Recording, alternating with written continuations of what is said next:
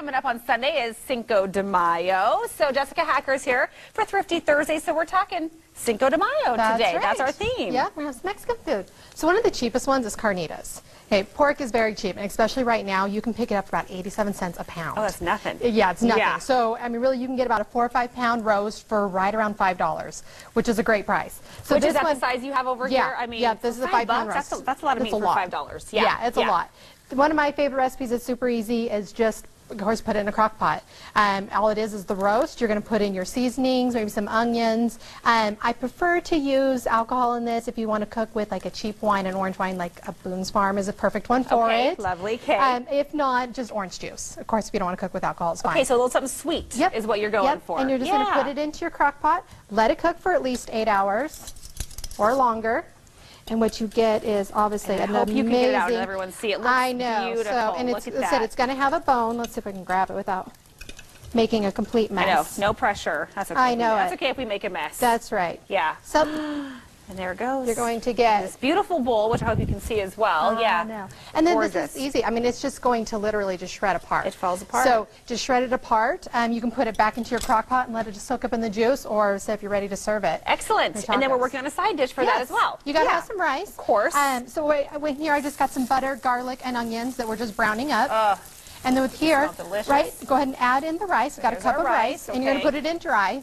Oh, you do? That was one of my questions. Yep. And okay, just so kind no liquid in there. Nope, just kind of get it turn around. It'll just kind of start to become kind of transparent like the onions will. Okay.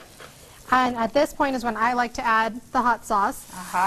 You know, to your liking. To your liking, yeah. In my family, there'd be a lot. Yep, that's exactly. I have 2 boys that love it spicy, yeah. Yep, and then just go ahead and put around. And that just gives it a coat. And then we're just going to add 2 cans of chicken broth. Excellent. So putting the rice in first gives it a chance to, does it get a different flavor? It does. It just kind of lets it brown. It'll soak up the flavors really well. That's why I like to put it in dry, because then it'll soak up the butter, and it's going to soak up all the onion flavor, and of course your hot sauce. Okay, and then? And 1 can of tomato sauce. Excellent. So very basic pantry staples. It really is. Yeah. Some cumin is really good in here. Okay. And then you just put the lid on. And do not touch it. Don't look at it. Don't open it. That's my problem with rice. I know I like to peek. Don't for how long? Let it sit there for at least a good 20 minutes or so. At that point, go ahead and check it, kind of give it a toss, but just leave it alone. Okay, 20 minutes. Leave it alone. Then you have your Spanish rice and your pork carnitas. Yes. Wonderful. And you're sticking around because we have part 2 of our Cinco de Mayo Thrifty Thursday segment coming up. Welcome back to Good Morning Idaho and to Thrifty Thursday. We've had a lot going on here and a really involved setup today, which I love. I think it's awesome.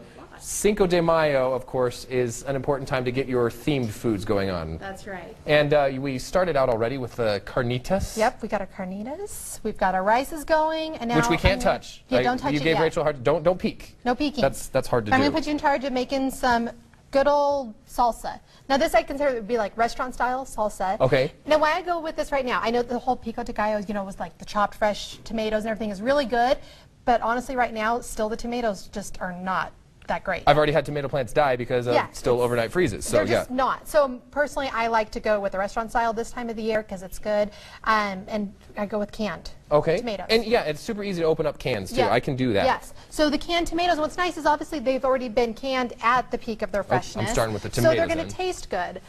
So go ahead and put them in there. Both of them in here. Whole tomatoes with the juice and all. Yeah, back up from the juice. Here we go. You're going to put the juice in there, 2 with them.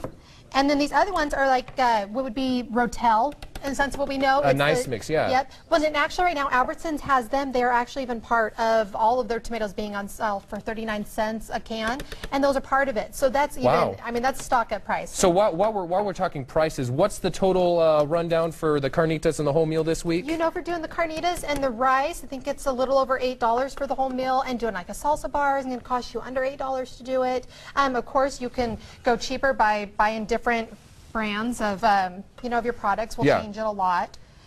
So adding to this, I've got a jalapeno with the seeds. Yeah, of course, because that's the hot part. Yeah, you got to add that spice. I like a lot of cilantro, so of course give or take if you don't like so much. But I got a whole bunch. Okay. 1 whole bunch.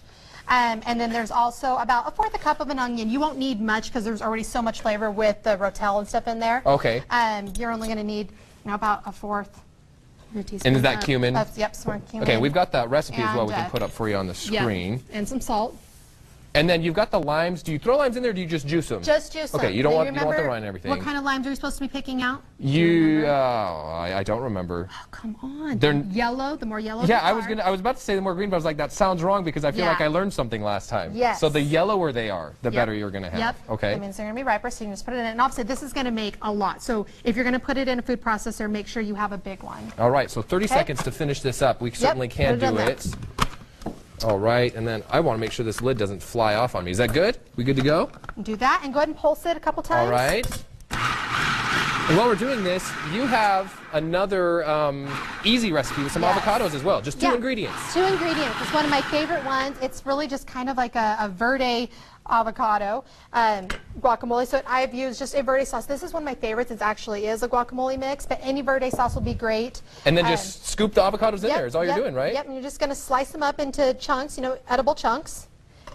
And what an awesome idea, because like we said, just 2 ingredients, but I never thought to mix the 2 of them together. Yeah. And there you go, another salsa for your bar. You've got the restaurant style, again, just pulsing it up like that. We're going to have these recipes for you on our website, IdahoOnYourSide.com. We'll also link to livingonacoupon.com. Right. And really quickly, too, you can also use food processor, I understand, to shred your meat. Yes, you can. Right? Yep, you can put it in a food processor or even your KitchenAid with a paddle attachment under 30 seconds. Super easy. And then you can forget about the forks and everything. That's right. So a lot of cool tips here, saving you money. You can feed your whole family for about $8 with either one of these Yes, you can. recipes. Thanks so